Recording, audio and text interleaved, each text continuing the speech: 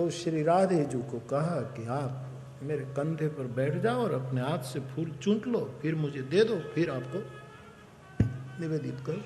ये सब भगवान रूप गोस्वामी जी अपनी लीला को प्रत्यक्ष आंखें बंद है देख रहे। इतने में एक साधु जो पैरों से जरा विकलांग था वहां से निकलता है और यहाँ राधे जी को ऊपर उठाया।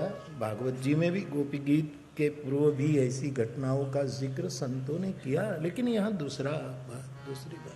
तो वो राधा जी भी थोड़ा वो फूल लेने गई और भगवान कृष्ण नीचे से सरक गए और वो लटक गई। इस दृश्य को देखकर रूप गोस्वामी जी को हंसी आ गई कि क्या लीला है, उसी समय वहीं से निकला एक जो विकलांग साधु जो पैर से लंगड़ाता हुआ था। रूप गोस्वामी जी का कोई इरादा नहीं कि उसकी हंसी की, उसकी उपेक्षा की हो, उसका निषेध किया हो। वो तो डूबे थे लीला में और वहां ये भगवान कृष्ण और श्री राधे जी की रस क्रीड़ा जो चल रही थी उसका आस्वाद लेते थे, तो उसमें हंसी आई कि क्या लीला है। लेकिन उस साधु को लगा कि मेरा पैर जरा वो है, इसीलिए महाराज को हंसी आ गई। यहां से तो कोई कारण नहीं था और कहते तत्क्षण लीला दर्शन बंद हो गया। रो पड़े, मेरा कौन अपराध, क्यों लीला दर्शन बंद हो? क्या तुम्हारी रसमयी क्रीड़ा देखकर तेरा किंकर मुस्कुरा भी नहीं सकता? और जो धर्म मुस्कुराने की मना करे, जो इष्ट मुस्कुराने की मना करे, क्या संसार के लिए इष्ट है? मेरा क्या कसूर? अब किससे पूछे? लीला दर्शन बंद हो गया साहब।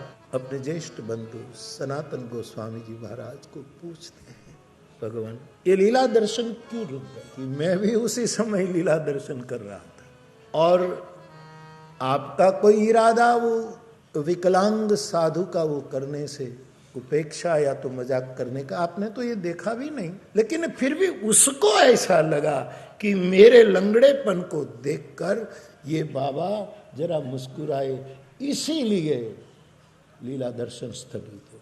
अब देखो कितना ध्यान रखना पड़ेगा यार। रसधारा को अखंड प्रवाहित रखने के लिए कहते हैं तो प्रभु प्रायश्चित बताओ, सभी साधु संतों को बुलाओ और उसमें जिनके पैर में ऐसा हो इन सभी की पंगत पहले बनाओ और फिर सबके मध्य में जाकर क्षमा मांगो, तभी फिर से लीला दर्शन शुरू होगा।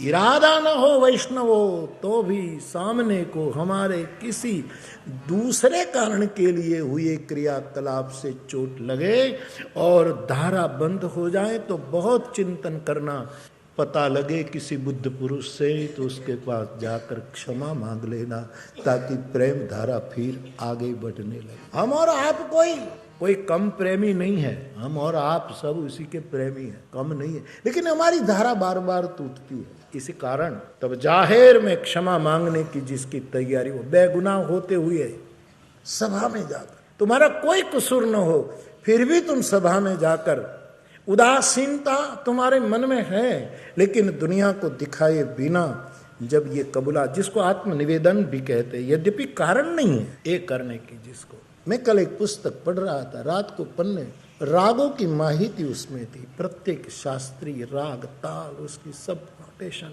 सब में देख रहा था। हरीश भाई पुरिया धनाश्री राग जो है वो कोई ऐसे बेगुनाह गा सकता है जिसने कोई कसूर नहीं, और उसी के मध्य में जाकर गाएगा जिसने खुद ने कोई अन्याय नहीं किया है, उसको लगा है और लगने के कारण बिना स्पष्टता किए वो जिसने कोई उपेक्षा नहीं की उसकी उपेक्षा कर देता है बिना सोचे।